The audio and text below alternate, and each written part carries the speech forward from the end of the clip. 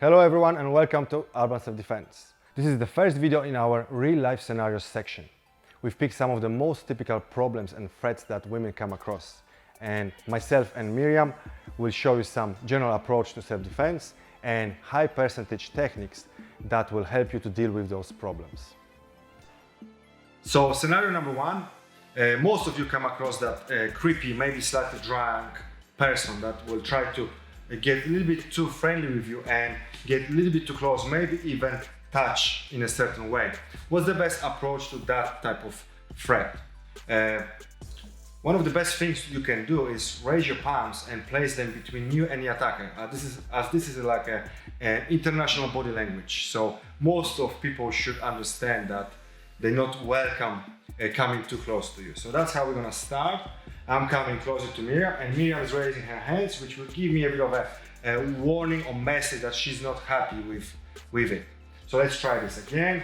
Very good. At the same time, what Miriam does is she's stepping slightly away. She doesn't have to defend this spot on the ground. She's not glued to the floor, so it's good if you start moving away, as you don't know how fast the potential threat or attacker is moving. At the same time, it's also good to step slightly off the line, so moving away and off the line, as this will help you to see what's around you, what's behind you. There could be more threats or some obstacles and you don't want to fall. So let's repeat this a couple more times. Very good. And again, nice one. And now, you don't want to be a silent victim. It's very important to use the voice.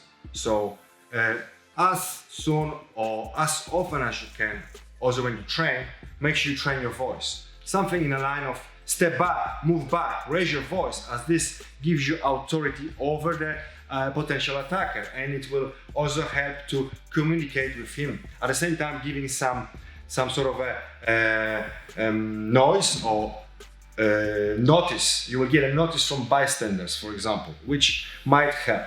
So again, as I'm coming forward, step back. Very good. So you have to train that in your scenarios. It's not only about the techniques. Yes, you can also train your voice. Let's do it again. Step back. Good. Even a little bit louder. Step back. Very good. As you can hear, as you can see, this works a little bit better than just silent movement. Now, next step would be you don't have a clear way out. Maybe you kind of slightly push against the wall or just got up from a chair, something like that. There's a furniture or maybe other people around you, maybe in a nightclub, restaurant, or somewhere in a tight space, tight room, small environment. So what we can do here is, if you don't have a space to move, you have to move the attacker away from you. You have to push in a certain way. So perfect here is the technique we call educational block. How does it work? We use the 2 or 3 fingers on the attacker or the potential threat windpipe, somewhere in between Adam's apple and a collarbone, something like this. Yes, that sends the clear message as well, and it doesn't hurt the ego of the person. So let's try this a couple of times. Very good. Once again. Step back. Very nice. So as you can see, Miriam didn't have as much space behind, so she decided to give me a bit of a push to clear that space between us. Very often, as you are sending that clear message to the potential attacker, the attacker will try to grab your wrist to gain some sort of a control over you. You still don't know what sort of a level of aggression it is, so we don't start with a strike or anything like that. We try to release the wrist grab and maybe push the attacker away with educational block. So something in this way. And obviously you can add some sort of a warning, same as before, verbal warning, as soon as you release yourself or as you're releasing yourself. Yeah, so you step back. Very good. And sometimes it could be this hand that is grabbed, sometimes the other, and sometimes two together. The key point here is to use the leverage with both or one arm at a time against attacker's thumbs, which is the weakest point in this grip. So if I grab 2 hands like this, Miriam will want to rotate inside and bring the hands up as soon as possible. Yes?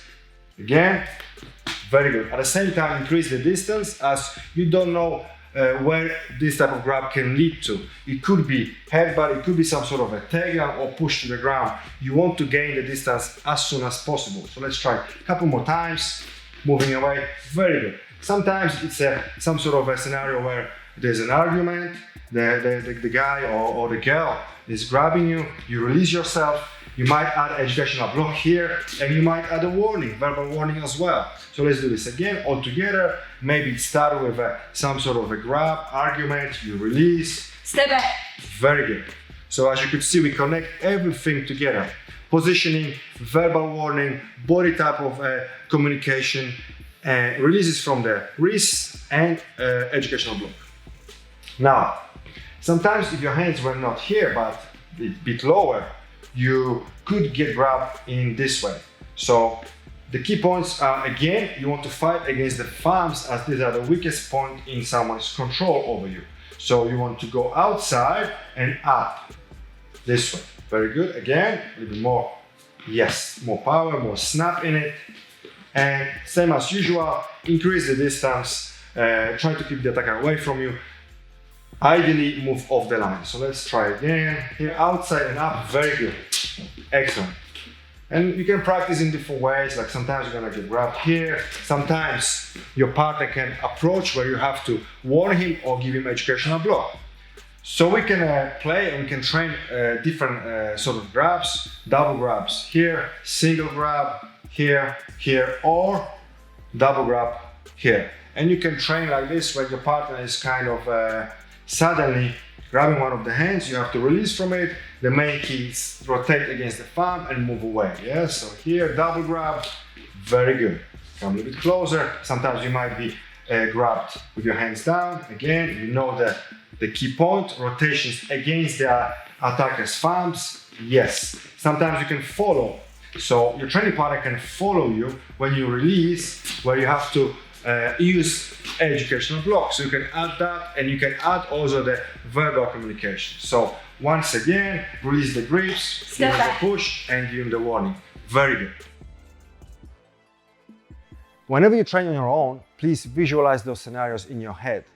And as much as you can, train with a training partner, as this will accelerate your progress and it will make you understand how the techniques work under real pressure. Stay safe, stay fit.